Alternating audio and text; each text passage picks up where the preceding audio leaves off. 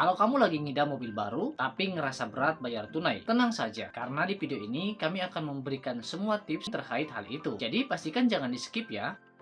Halo teman-teman, selamat datang kembali di channel Dunia Otomotif. Kali ini kita akan bahas topik yang gak kalah menarik dan bermanfaat, yaitu cara membeli mobil baru secara kredit agar lebih hemat, cerdas, dan pastinya nggak bikin pusing di kemudian hari. Kalau kamu lagi ngidam mobil baru, tapi ngerasa berat bayar tunai, tenang saja, karena di video ini kami akan memberikan semua tips penting terkait hal itu. Jadi pastikan jangan di skip ya. Pertama-tama, kenapa sih banyak orang memilih membeli mobil secara kredit? Jawabannya sederhana, kredit membuat kita punya mobil idaman tanpa harus nunggu lama buat ngumpulin uang secara tunai. Tapi di balik kemudahannya, ada juga tantangan yang harus dihadapi. Salah langkah dikit bisa-bisa jadi beban finansial nantinya. Jadi di video ini kita akan bahas langkah-langkah membeli mobil secara kredit supaya tetap aman dan nyaman. Yuk kita langsung saja bahas pada tips yang pertama, yaitu menentukan anggaran yang sesuai. Tips pertama ini sangat penting loh teman-teman. Jangan sampai kamu mengalami over budget. Pastikan cicilan bulanan nggak lebih dari 30% dari penghasilanmu. Misalnya jika penghasilan bulananmu adalah 10 juta,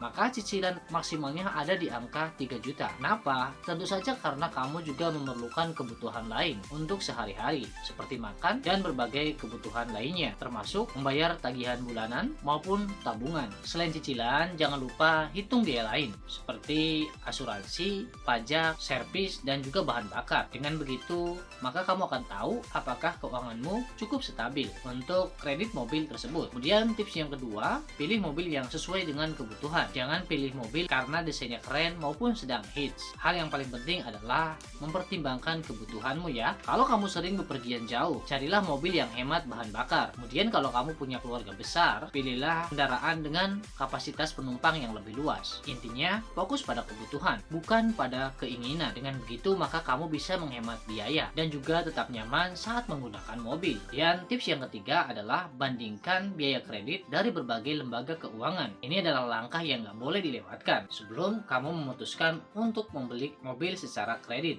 Bandingkan dulu berbagai penawaran pembiayaan dari beberapa bank maupun leasing. Perhatikan bunga, tenor, dan juga biaya tambahan lainnya. Pilih jasa keuangan yang menawarkan bunga lebih rendah dan persyaratan yang lebih mudah. Kamu juga perlu mencari ulasan atau menanyakan teman, khususnya yang pernah menggunakan jasa keuangan tersebut. Dengan begitu, maka kamu bisa terhindar dari lembaga keuangan yang tidak terpercaya. Kemudian tips yang keempat adalah perhatikan besarnya uang muka dan juga tenor kredit. Uang muka atau DP yang dalam bahasa Inggrisnya down payment adalah kunci utama dalam kredit mobil. Semakin besar DP yang kamu bayar, maka semakin kecil pula cicilan yang harus dibayar tiap bulannya. Sebaliknya, DP yang kecil akan membuat cicilan menjadi lebih besar. Selain itu, tenor kredit juga berpengaruh. Tenor yang panjang memang membuat cicilan terasa lebih ringan, namun total bunga yang harus kamu bayarkan tentunya akan jauh lebih besar. Sebaliknya, tenor yang pendek, maka bunga yang harus dibayarkan akan lebih kecil, namun tentunya cicilannya akan lebih berat. Jadi pastikan sesuaikan dengan kemampuan finansialmu ya sobat. Tips yang kelima, kamu harus memastikan bahwa asuransi termasuk dalam paket kredit. Asuransi mobil adalah hal yang wajib, apalagi untuk mobil baru. Biasanya paket kredit sudah termasuk dengan asuransinya. Namun, kamu harus tetap mencek secara detailnya agar kamu lebih tenang dan nyaman, serta lebih pasti tentunya.